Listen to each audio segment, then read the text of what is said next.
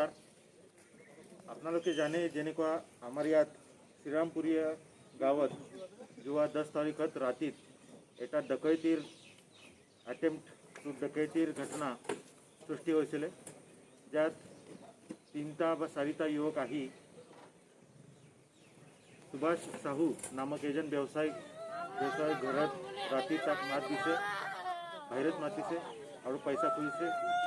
যেতিয়া পইচা দিব পৰা নাই বা মাল কিবা এটা দিব পৰা নাই, তেতিয়া কোনোবা এজন অচিনাক্ত মানুহ মাস্ক পিন্ধা অৱস্থাত পিষ্টল ওলাই কিনি 3টা গুলি ফুটাইছে, যিটো সুভাষ সাহু তাৰ ভৰিত, পেটত আৰু মূৰতো লাগিছে।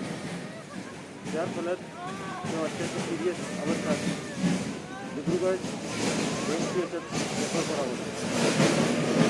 আমি এই খবৰ আচলতে ৰাতি পাব লাগিছিল গাঁওবুঢ়া বা বিজেপি বা কমপ্লেক্স বা আনে ফালৰ পৰা। তথাপি এই খবৰ জনাই পুলিচ বা ধেমাজি পুলিচ পাওঁতে দেৰি লাগিছে। 11 তাৰিখত ৰাতিপুৱা আমি খবৰ পোৱাৰ লগে লগে আমাৰ অভিযান তীব্ৰ কৰিছোঁ। প্ৰত্যেক ঠাইত আমি নাকা দিছোঁ।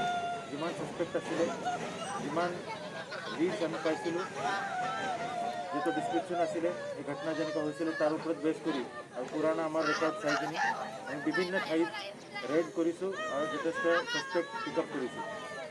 ইয়াৰ ভিত্তিত ৰাইজৰ সহযোগত আমি কেইটাবা ইনপুট পাইছোঁ, যাৰ মতে প্ৰথমতে আমি গোবিন্দ পেগু আৰু দেৱীৰাম পেগু ইয়াক চিমেণ্ট চাপৰি থানাৰ অন্তৰ্গত এৰেষ্ট কৰি পাইছোঁ। এৰেষ্ট কৰোঁতে তাৰ পৰা আমি 2টা পিষ্টল পাইছোঁ, কেইটামান 4টা ৰাউণ্ডো পাইছোঁ। তাৰপাছত আমি তাক ভালকৈ সোধপাছ কৰাৰ পাছত আমি গম পালোঁ যে সেই গোটেই ঘটনা তো বাণী কুমাৰ কামাং নামক LDSML এজন কাৰ্ডাৰ আছিল। ইয়াৰ লিডাৰশ্বিপৰ নেতৃত্বৰ আণ্ডাৰত গোটেই সেই ঘটনা হৈছিলে। তাৰপাছত আমি অভিযান চলোৱাৰ কাৰণে চিমেণ্ট চাপৰি থানা আৰু ধেমাজি পুলিচ তৰফৰ পৰা এটা পাৰ্টি পঠাইছোঁ বাণী কুমাৰ কামাঙৰ গাঁৱত।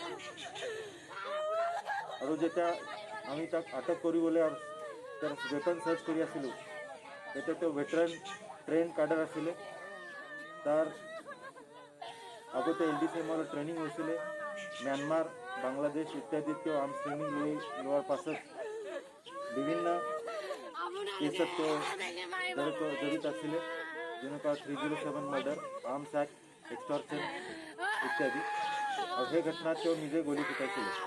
ইমান ভেটেৰান ক্ৰিমিনেল থকাৰ পাছত আমি যেতিয়া তাক সোধপাছ কৰিছোঁ, তেওঁ আমাৰ পুলিচ পাৰ্টিক চেলেঞ্জ কৰিছে আৰু নিজৰ ৱেপন দিম বুলি কৈছিলে, কিন্তু সেই নিদিয়াকৈ বেলেগ এটা জেগাত ঠাইত লৈ কিনি দিশা ভুল কৰা ৰাতি আন্ধাৰত তেওঁক পলায়ন কৰিবলৈ বা পুলিচৰ ওপৰত আক্ৰমণ কৰাৰ চেষ্টা কৰিছে, যাত তেওঁ ফায়াৰিং ওপেন কৰিছে।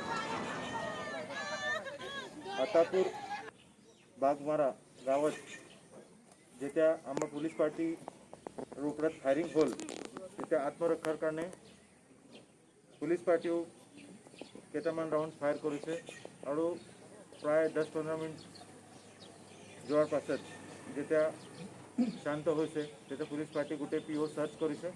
চাৰ্চ কৰাৰ পাছত আমি বাণী কুমাৰ কুম্বাং আলাইছ ইয়াকা এই LDC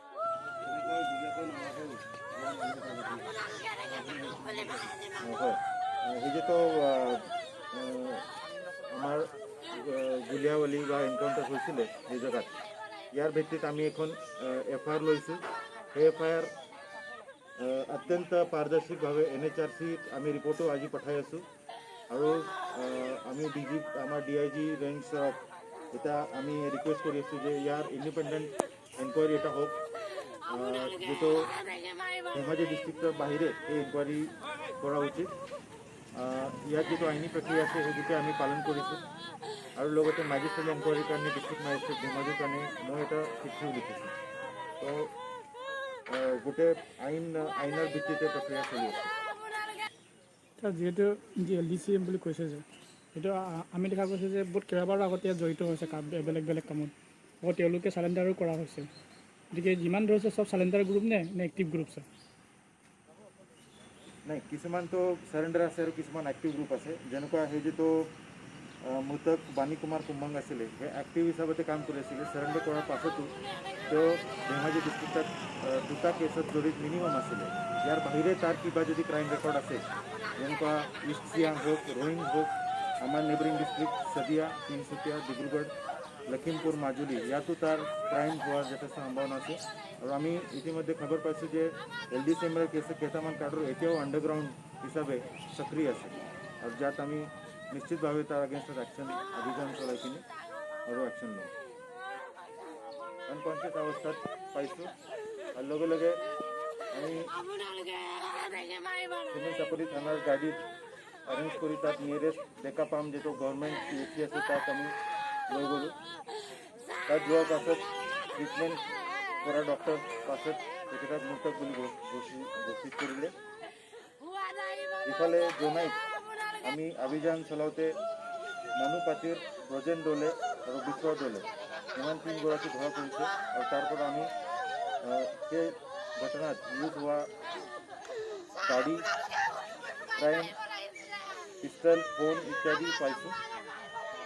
ইতিমধ্যে আমি এখন কাৰ, 3টা বাইক, 3টা 7.6mm পিষ্টল, 4টা এমটি কাৰ্ট্ৰিজ, 6টা লাইভ ৰাউণ্ড, এটা মিছফায়াৰ ৰাউণ্ড আৰু 5টা ফোন ধৰিবলৈ সক্ষম হৈছোঁ। আৰু এই গোটেই ফোন আৰু গোটেই যিমান এই চিজ মেটেৰিয়েল আছে, এই এটেম্পটেড হত্যাকাণ্ডত ইউজ হৈছিলে। তেতিয়া অতি শীঘ্ৰভাৱে আমি Jonai police case 83/21 under section 383, 447, 307, 34, 25/27 arms act, এই কেছত অতি শীঘ্ৰভাৱে প্ৰায় 24 ঘণ্টাৰ ভিতৰত, আচলতে 24 নহয় 12 ঘণ্টাৰ ভিতৰতে আমি অভিযান চলাই কিনে গোটেই সেই ক্ৰেক কৰিছোঁ। আৰু সেইকাৰণে যিটো টিম আছিলে জোনাই থানা বিশেষকৈ আৰু চিমেণ্ট চাপৰি থানা, ইয়াৰ গৰাকীৰ কাৰণে মই SP হিচাপে অভিনন্দন জনাইছোঁ। আমাৰ চিনিয়ৰ অফিচাৰ, আমাৰ DGP মহোদয়, আমাৰ special DG law and order sir, ADGP SP sir, DIG NER sir, ইয়াৰ পৰা আমি ইয়াত যথেষ্ট গাইডেঞ্চ পাইছোঁ, ছাপোৰ্ট পাইছোঁ, আৰু তাৰ কাৰণে তেওঁলোকে সেই টিমক ধন্যবাদ জ্ঞাপন কৰিছে। আৰু আমি আশা কৰোঁ কি ধেমাজিত যদি ইমান পিষ্টল আৰু ইমান যদি অপেনলি যদি ঘটনা হৈছিলে, আৰু তাৰ পাছত লগে লগে যদি আমি এই একশ্যনটো ল'লোঁ, যাৰ ফলত আমি ইয়াৰ পাছত গোটেই শান্তি ইয়াত আহিব বুলি আশা আৰু কামনা কৰি আছোঁ।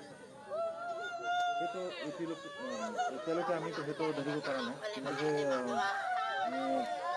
এক্সিমেট পিষ্টল নহয়, ব্ৰেণ্ডেড পিষ্টল নহয়, এইটো চেষ্টা বুলি কয়। স্মাগল নে ওল মেড? এইটো আমি জানিব পাৰিছোঁ। এইটো স্মাগলিং হোৱা নে ওল মেড পিষ্টল? সেইটো এতিয়ালৈকে তদন্তত আহিব পৰা নাই। ইয়াত 3টা পিষ্টল আছে। এটা পিষ্টল কিন্তু যিটো কুমাংগাৰ হাতৰ পৰা পোৱা গৈছে, সেইটো চিমেণ্ট চাপৰি থানাতে ইতিমধ্যে আছে, সেইকাৰণে ইয়াত ডিছপ্লে কৰিব পৰা নাই। আচ্ছা, এনেই সিহঁতৰ যে LDCM আছে, কিমান কেডাৰ আছে বুলি আপোনালোকে গম পায়? এক্টিভ কিমান কেডাৰ আছে বুলি সেই সংখ্যা মাৰি দিলে?